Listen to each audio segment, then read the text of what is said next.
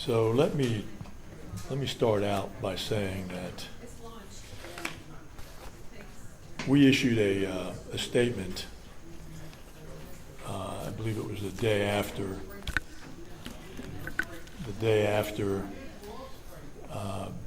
Jonathan Joss's murder. That was way, way, way premature. Shouldn't have done it. It was way too soon before we had any real information, and I will own that and simply say again that we shouldn't have done that. It was way too early in the process for any statement of that nature to be issued.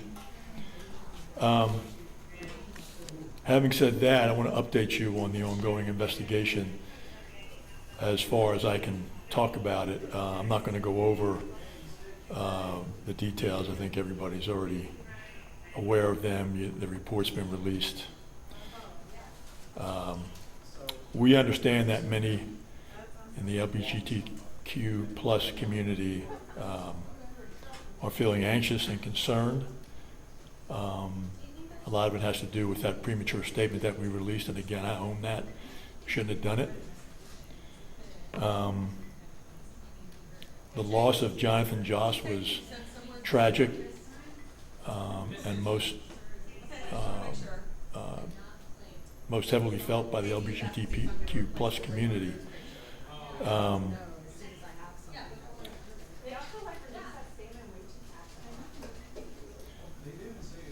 There's also concern about the circumstances surrounding that death and the history in the neighborhood leading up to that. One of the most common questions that we've received is why this case isn't being charged as a hate crime at this point. Why didn't SAPD charge him with the murder and a hate crime? In Texas, hate crimes are not separate charges. Instead, they are addressed through sentencing enhancements. So, for example, if someone's arrested for a Class B misdemeanor and a hate crime designation attaches to that charge, then that Class B misdemeanor is elevated to a Class A misdemeanor. And if a second-degree felony is eventually designated as a hate crime, then that would bump up to a first-degree felony. So that's how that works. We don't charge with hate crimes. We gather the facts and we give those facts to the district attorney's office, and then that hate crime designation is determined at sentencing. But we don't charge hate crime.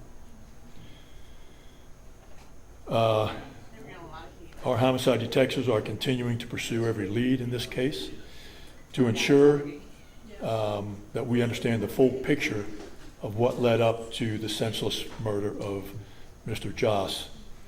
We're committed to delivering a thorough and complete investigation to file with the district attorney's office for prosecution.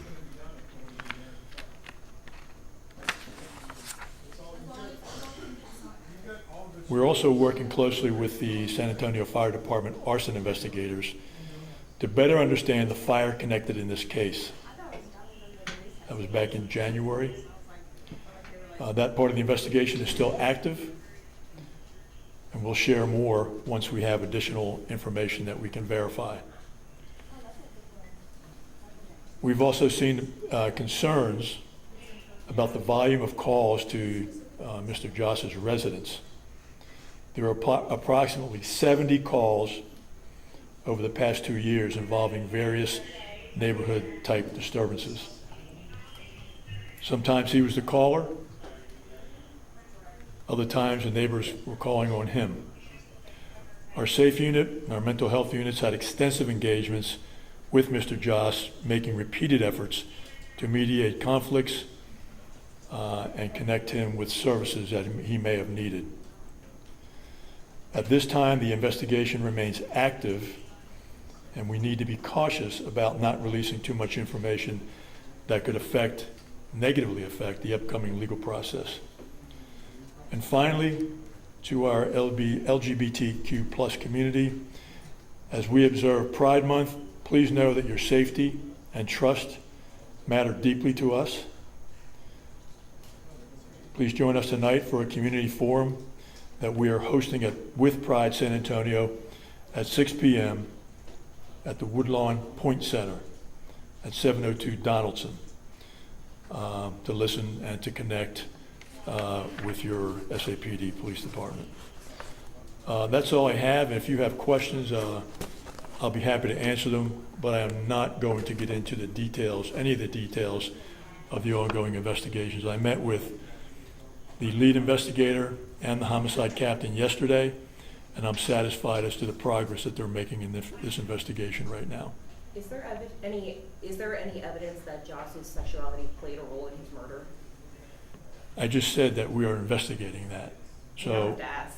What, pardon? I just have to ask. Okay, I just said that is part of the investigation, and whatever we find out in that regard, we will turn that information over as part of the package to the district attorney's office. Okay? Do you think the suspect in this murder is involved with the fire in January? Say again? Do you have any reason to believe that the suspect in this murder was involved in that fire from January? I'm not going to speculate on that. Again, that's still under investigation. We spoke with arson investigators who are still actively investigating that case. Okay? All right, thanks everybody. Appreciate it.